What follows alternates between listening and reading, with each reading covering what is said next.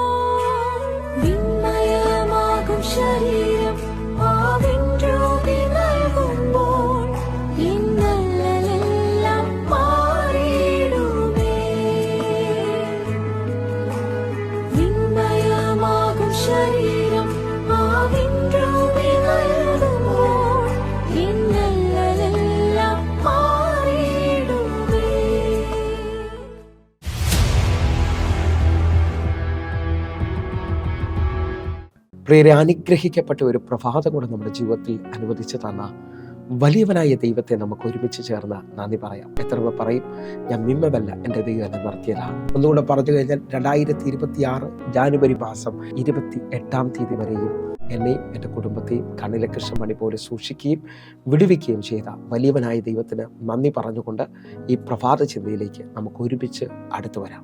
നമ്മുടെ ഹൃദയത്തിലെ ആഗ്രഹത്തെ സാധിപ്പിക്കുന്ന ദൈവം.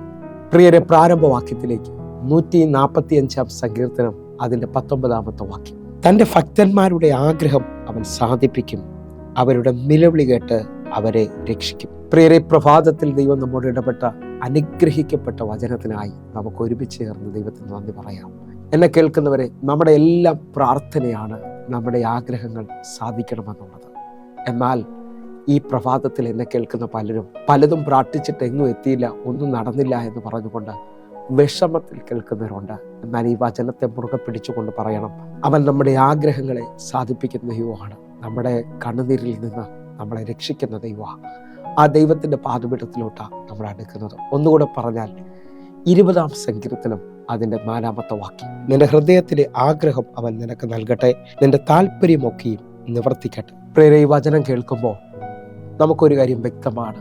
നമ്മുടെ ദൈവം നമ്മോട് പറയാണ്, നമ്മുടെ ഹൃദയത്തിലെ ആഗ്രഹത്തെ അവൻ സാധിപ്പിക്കും, നമ്മുടെ താല്പര്യങ്ങളെ നിവർത്തീകരിക്കുന്ന ഒരു ദൈവമുണ്ട്.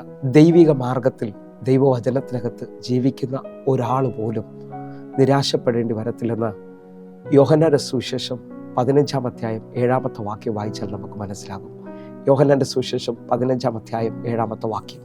നിങ്ങൾ എന്നിലും എൻ്റെ വചനം നിങ്ങളിലും വസിച്ചാൽ നിങ്ങൾ ഇച്ഛിക്കുന്നത് എന്തെങ്കിലും അപേക്ഷിപ്പിൻ, അത് നിങ്ങൾക്ക് കിട്ടും. ഈ വചനം വായിച്ചു കേൾക്കുമ്പോൾ നമുക്കൊരു കാര്യം മനസ്സിലാകും, നമ്മുടെ ആഗ്രഹങ്ങൾ ദൈവം സാധിപ്പിക്കുന്നത് വചനത്തിനകത്ത് നിൽക്കുമ്പോഴാണ്. ഒന്നുകൂടെ പറഞ്ഞാൽ, സങ്കീർത്തനക്കാരൻ പറയുന്നത്, അവൻ്റെ വചനത്തെ രാവും പകലും ധ്യാനിക്കുന്ന മനുഷ്യൻ ഭാഗ്യവാൻ.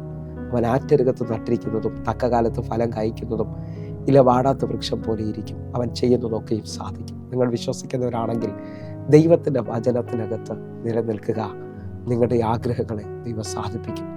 നിങ്ങളുടെ വിഷയത്തിനകത്ത് ദൈവം മറുപടി തരും. ആ നിലയിൽ തന്നെ ഇന്ന് ഈ വചനം ശ്രദ്ധിക്കുമ്പോൾ ഞാൻ ആത്മാവിൽ വിളിച്ചു പറയുന്നത്, ദൈവസന്നിധിയിൽ ദീർഘമായി പ്രാർത്ഥിക്കുന്ന, ദൈവസന്നിധിയിൽ കരയുന്ന ഹിസ്കിയാവുമാരുണ്ടെങ്കിൽ, ജീവിതം അവസാനിച്ചെന്നും മുമ്പോട്ട് വഴിയില്ലെന്നും സാഹചര്യം വിളിച്ചു പറഞ്ഞാലും നിന്റെ കണ്ണുനീരിൽ ദൈവം നിന്റെ ആഗ്രഹത്തെ സാധിപ്പിക്കും. നിന്റെ ആയുസ്സിനോട് ദൈവം 15 വർഷം നീട്ടിത്തരുന്നു ഹിസ്കിയാവിനോട് പറഞ്ഞ ദൈവം ഈ പ്രഭാത പ്രാർത്ഥനയിൽ ചിലവരുടെ ആഗ്രഹത്തെ ദൈവം സാധിപ്പിക്കാൻ പോവുകയാണ്.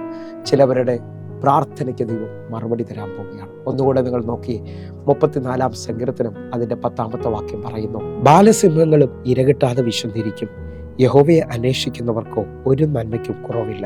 ഈ വചനങ്ങൾ വായിക്കുമ്പോൾ നമുക്കൊരു കാര്യം വ്യക്തമായി മനസ്സിലായി, ദൈവത്തെ ആശ്രയിക്കുന്ന, ദൈവത്തിൻ്റെ വഴിയിൽ നടക്കുന്നവനും ഒന്നിനും മുട്ടുണ്ടാകത്തില്ല.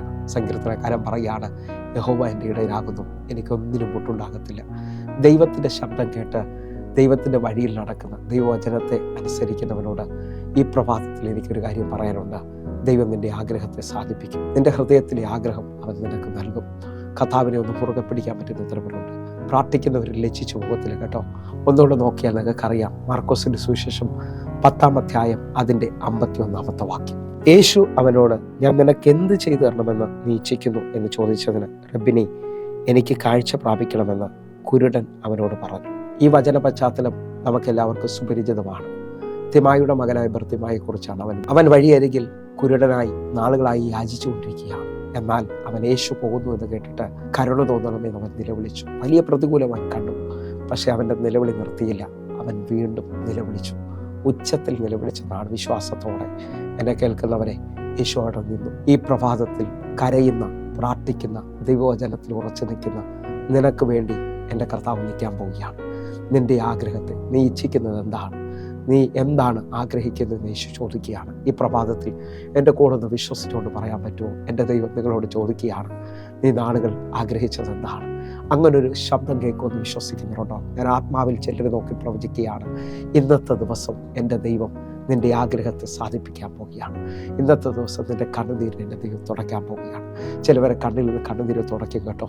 ചിലവർക്ക് എൻ്റെ ദൈവം മറുപടി തരും. മത്തായിയുടെ സുവിശേഷം 15-ാം അധ്യായം അതിൻ്റെ 28-ാമത്തെ വാക്യത്തിൽ ഒരു കാനാന്യ സ്ത്രീയെക്കുറിച്ച് നമുക്ക് കാണാൻ പറ്റും. തൻ്റെ മകളുടെ ഭൂതോപദ്രവം മാറേണ്ടതിനായിട്ട്, തൻ്റെ മകൾക്ക് സൗഖ്യം വരേണ്ടതിനായിട്ട് അവൾ യേശുവിൻ്റെ അടുക്കൽ വന്ന് ആഴമായി നിലവിളിക്കുന്നത് കാണാൻ പറ്റും. എൻ്റെ മകളെ വെടിവെക്കണമെന്ന് പറഞ്ഞുകൊണ്ട്.